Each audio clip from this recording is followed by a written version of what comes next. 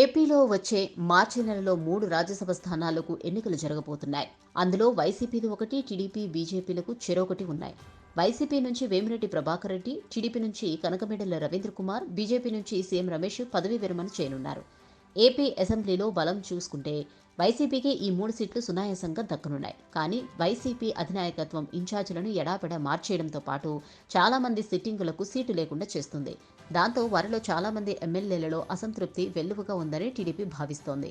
దాంతో టీడీపీ నుంచి అభ్యర్థిని రాజ్యసభ రేసులో నిలబెట్టాలని డిమాండ్ వచ్చి పడుతోంది.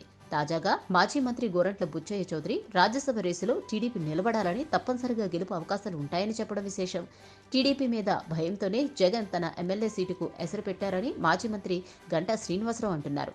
ఏదేమైనా టీడీపీలో అయితే ఒక ధీమా కనిపిస్తోంది. ఈసారి రాజ్యసభకు ఒక అభ్యర్థిని పెడితే గెలిపించుకోగలమన్నదే ఆ ధీమా.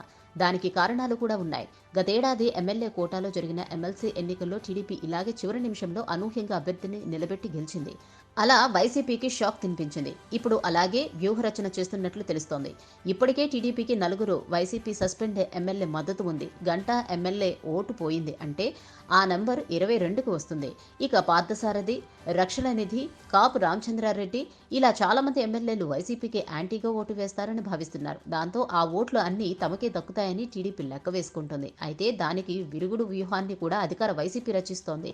అందులో భాగంగా ముందుగా గంటా రాజీనామా ఆమోదించారు. ఆయన కాకుండా టీడీపీకి మద్దతుగా ఉన్న 4 ఎమ్మెల్యేలు, వైసీపీ వైపు వచ్చిన మరో 4 టీడీపీ ఎమ్మెల్యేలు, అలాగే ఒక జనసేన ఎమ్మెల్యే మీద కూడా వేటు వేయబోతుందని అంటున్నారు.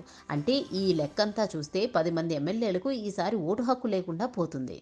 Please subscribe Pragna Media. Please like, share, subscribe to Pragna Media. Pragna Media, please do like, share and subscribe. Please subscribe to Pragna Media. Please like, share and comment if you like the video. Pragna Media.